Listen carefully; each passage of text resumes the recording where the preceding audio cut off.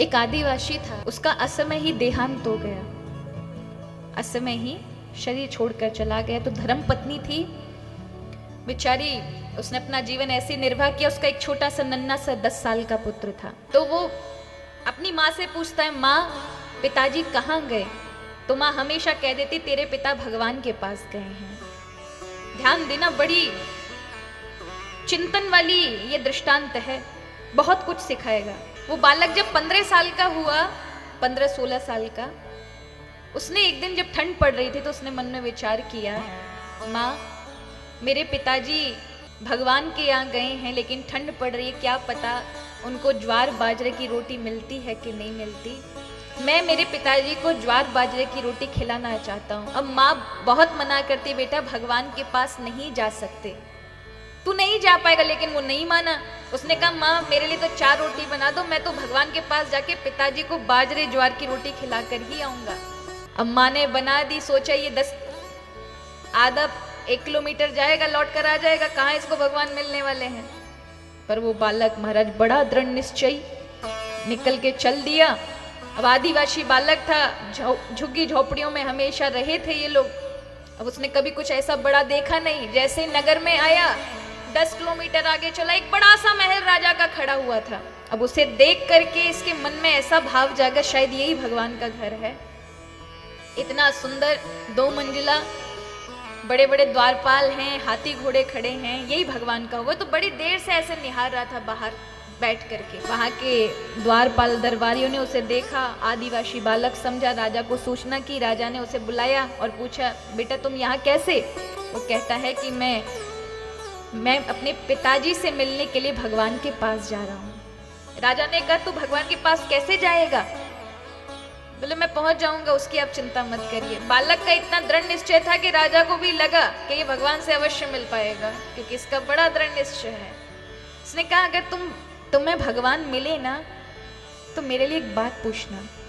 मेरे महल के 2 मंजिल बन चुके हैं, लेकिन तीसरी जो मंजिल है वो कभी बनती नहीं है, हमेशा टूट जाती है, क्या कारण है? उसने कहा, ठीक है, जब मैं भगवान से मिलूंगा तो आपका पूछ कर आऊंगा, तब आकर के बताऊंगा। आगे चला, एक वृक्ष मिला। वृक्ष के नीचे उसने अपनी थकान मिटाई, थोड़ा सो गया। तो वृक्ष ने भी ऐसी कथा आती है कि पूछा कि भैया कहाँ जा रहे हो? तो वो कहता है भगवान से मिलने। तो वो कहता है वृक्ष कि भैया भगवान से मिलने जा रहे हो तो मेरे बारे में भी पूछना। मैं 20 वर्षों से इस भूमि पर खड़ा हूं, लेकिन मेरे पर एक फल नहीं लगता, मेरे पर एक फल नहीं लगता। क्या कारण है जिसके कारण मेरे ऊपर फल नहीं लगते? मैं सबको छाया प्रदान करता हूं, मेरे आस पड़ोस के पेड़ों पे फल लगते हैं और पूरा समाज खाता है, मैं देखता रह जाता हूं, मेरे ऊपर कोई एक फल नहीं लगता। एक आध लगे थे, सब कड़वे थे, कोई खाता नहीं, तो कृपा करके पूछना। उस बालक ने कहा, ठीक है पूछूंगा। आगे चला, नदी मिली।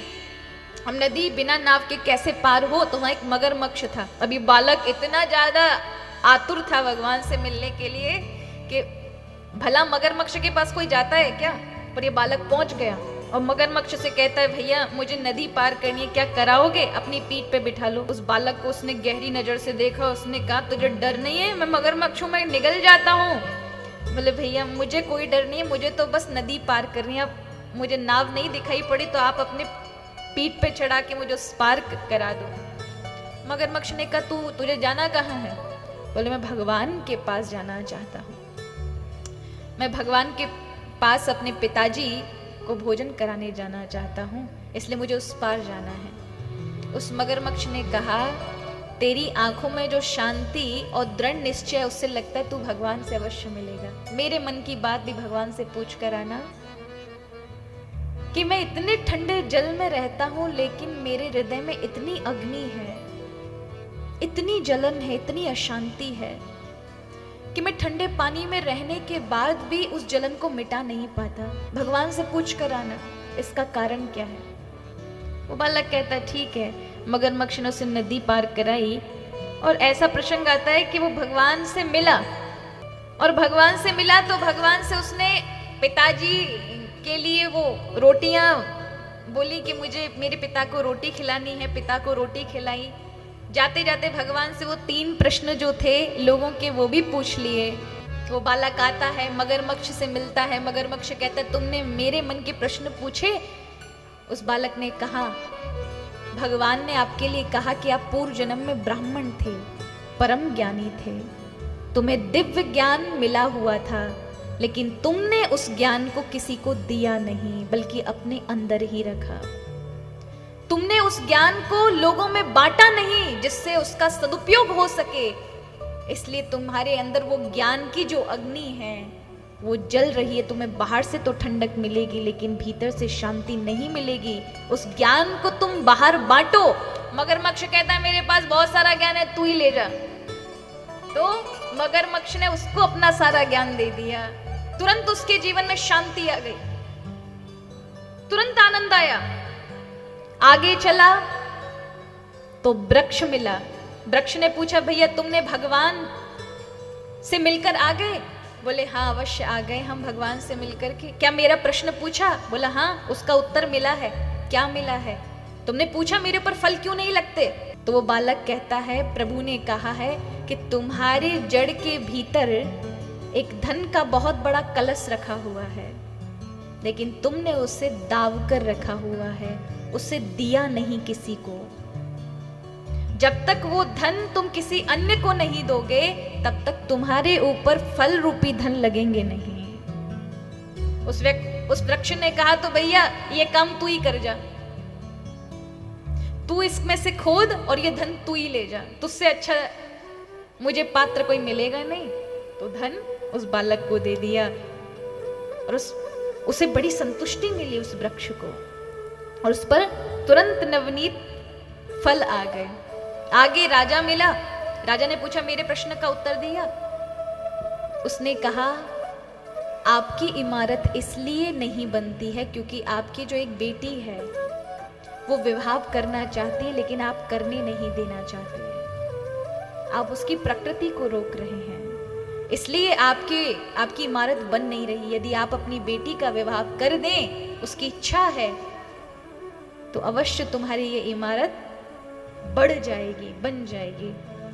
उस राजा ने कहा तो फिर एक काम करो, तुमसे अच्छा वर कहाँ मिलेगा? तुम्हारे पास ज्ञान है, तुम्हारे पास इतना सारा धन है, तो मेरी बेटी का ब्याह तुम ही कर लो। तो देखिए उस बालक के अंदर धैर्य था, दृढ़ निश्चय थी, दूसरों की सहायता करने का सुंदर विचार था। तो ज्ञान भी मिला,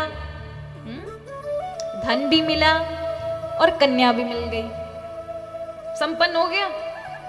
लेकिन जिन्होंने दिया उनका भी क्लेश मिटा ना, उनके जीवन में जो तरक्की रुक गई थी वो सुचारू रूप से चालू हो गई। अर्थात क्या है, आप आदान प्रदान करते हैं तभी आप संपन्न हो पाते हैं और विकसित हो पाते हैं। और जब तक आप आदान प्रदान नहीं करेंगे, एक दूसरे की मदद नहीं करेंगे, तब तक आपका विकास रुक जाएगा, आप आगे नहीं बढ़ पाएंगे।